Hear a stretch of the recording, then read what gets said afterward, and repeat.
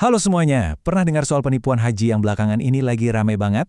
Di pembahasan kita kali ini, kita bakal kupas tuntas sebuah kabar mengejutkan yang baru aja terjadi. Penangkapan sindikat haji ilegal di Arab Saudi yang mirisnya melibatkan warga negara kita sendiri. Kita bakal bedah bareng-bareng gimana sih sindikat ini main rapi, apa aja resiko mengerikannya, dan aturan super ketat apa yang sekarang lagi diterapin di Tanah Suci. Yuk, langsung aja kita mulai. Coba deh inget-inget, pernah nggak sih pas lagi asyik scroll media sosial, tiba-tiba lewat iklan yang nawarin haji tanpa antri atau haji langsung berangkat tahun ini juga? Wah, godaannya pasti besar banget kan? Apalagi kita tahu nunggu antrian haji resmi itu bisa sampai puluhan tahun lamanya. Tapi hati-hati, di balik janji manis yang kedengarannya terlalu muluk itu, ada jebakan fatal yang nggak cuma bisa nguras tabungan kamu, tapi juga berujung pada hukuman penjara.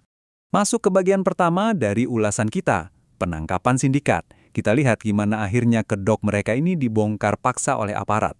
Jadi ceritanya gini, Konsulat Jenderal Republik Indonesia di Jeddah baru aja ngeluarin laporan resmi bahwa ada 7 warga negara Indonesia yang resmi diringkus sama aparat keamanan Arab Saudi. Alasannya, mereka ketahuan secara aktif mempromosikan dan ngurusin paket haji instan yang 100% tanpa izin resmi dari pemerintah Saudi. Nah, yang bikin geleng-geleng kepala itu barang buktinya. Sindiket ini ternyata beroperasinya rapi banget. Polisi Makkah sampai nyita uang tunai 100.000 rial. Belum lagi ada perangkat komputer yang emang khusus dipakai buat genjot promosi di media sosial. Dan ini nih yang paling parah. Mereka juga nemuin 30 kartu nusuk palsu dan 10 gelang haji palsu. Bener-bener niat banget kan cara mereka buat ngakalin sistem keamanan di sana?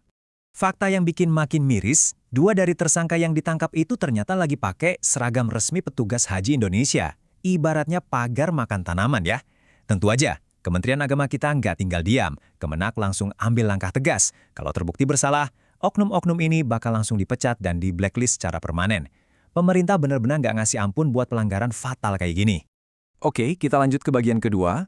Otoritas Arab Saudi ternyata juga nggak main-main. Sanksi yang mereka kasih sekarang jauh lebih berat dan melumpuhkan. Coba dengerin ini baik-baik. Dendanya itu fantastis banget. Otoritas Saudi bisa ngejatuhin denda sampai 100.000 rial Saudi. Kalau dirupiahin, itu sekitar 460 juta rupiah. Nyaris setengah miliar. Dan denda sebesar ini nggak cuma buat jemaahnya aja loh, tapi menyasar siapa aja yang ketahuan ngebantu, nganterin, atau ngasih tumpangan buat jemaah ilegal.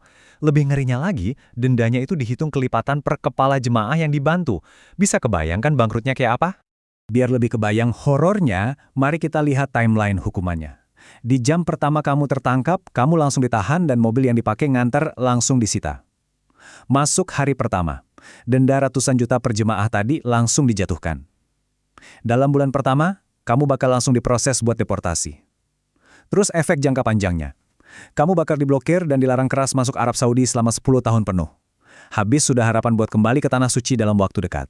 Masuk ke bagian ketiga, fatwa keagamaan. Ternyata, bukan cuma soal hukum negara, secara agama pun praktek jalur ilegal ini adalah masalah besar. Dewan Ulama Senior Arab Saudi ngeluarin fatwa yang bunyinya cukup menohok. Melaksanakan ibadah haji tanpa izin, syah atau tasreh adalah perbuatan dosa. Kenapa sampai dibilang dosa? Karena aturan ini dibikin buat ngejaga keselamatan semua orang. Haji secara ilegal itu bahaya banget buat kesehatan dan keselamatan. Plus, ngambil hak sumber daya jamaah resmi yang udah antri bertahun-tahun. Jadi, taat sama aturan perizinan itu udah jadi kewajiban buat kebaikan bersama. Lanjut ke bagian keempat, kita bahas soal kartu nusuk. Ini adalah sistem pertahanan baru dari otoritas Saudi yang sering disebut sebagai nyawa kedua jemaah. Jadi, kartu nusuk ini adalah kartu identitas digital resmi berbahan PVC. Di dalamnya udah ada foto jemaah, QR code, dan nomor visa. Selama pelaksanaan ibadah haji, kartu ini wajib banget dikalungin kemana-mana. Saking pentingnya, Kemenak kita sampai bilang kalau secara operasional, kartu nusuk ini posisinya malah lebih krusial daripada paspor itu sendiri pas lagi di lapangan. Aturan main kartu ini ketat banget ya. Kartu dibagikan maksimal 24 jam setelah jamaah nyampe di hotel. Tanpa kartu ini, jangan harap kamu bisa masuk ke kawasan Armuzna, yaitu Arafah, Muzdalifah, dan Mina. Kalau sampai hilang, wah, proses laporannya ketat dan harus buru-buru diurus. Sistem ini sengaja dirancang buat ngeblokir habis ruang gerak sindikat ilegal. Jadi ketahuan mana yang jamaah asli dan mana yang bodong. Sekarang, di bagian kelima, kita bakal bahas solusinya. Gimana sih jalur legal yang benar kalau mau haji khusus, furoda atau mujamalah? Sering kan dengar agen nawarin visa Furoda?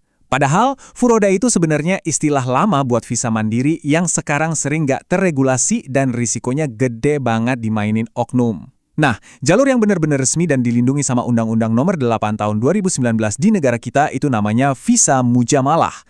Ini adalah visa undangan kehormatan yang diterbitkan langsung sama pemerintah Arab Saudi. Tapi ingat, dapat jaminan visa mujamalah aja belum cukup. Hukum di Indonesia mewajibkan siapapun yang berangkat pakai visa ini harus dikelola sama Biro PIHK, yaitu penyelenggara ibadah haji khusus yang udah terdaftar resmi di Kementerian Agama. Jadi kamu nggak bisa berangkat sendirian atau pakai biro travel sembarangan yang nggak punya izin PIHK. Biar kamu nggak jadi korban penipuan selanjutnya, lakuin 3 langkah aman ini. Pertama, pastikan dan cek langsung izin PIHK agen travel kamu di website resmi Kemenak. Kedua, pastikan janji visa yang diurus itu tertulis jelas sebagai visa haji mujamalah, bukan visa turis atau visa ziarah. Ketiga, jangan ragu buat nuntut transparansi. Minta jadwal perjalanan yang jelas, rincian biayanya untuk apa aja, dan pastikan kamu bakal dapat dokumen resmi dari Saudi kayak kartu nusuk tadi pas sampai sana. Sebagai penutup ulasan kita hari ini, ada satu pertanyaan buat kita renungin bareng. Apakah sepadan mempertaruhkan uang, kebebasan, dan ibadah kamu demi jalur haji instan yang ilegal? Dengan ancaman denda nyaris setengah miliar, risiko dideportasi, diblokir 10 tahun, sampai ibadah yang malah dihitung dosa? Rasanya kok nggak worth it banget ya? Keputusan emang di tangan kamu, tapi semoga dengan informasi ini, kamu bisa ngambil jalan yang legal, aman, dan tenang.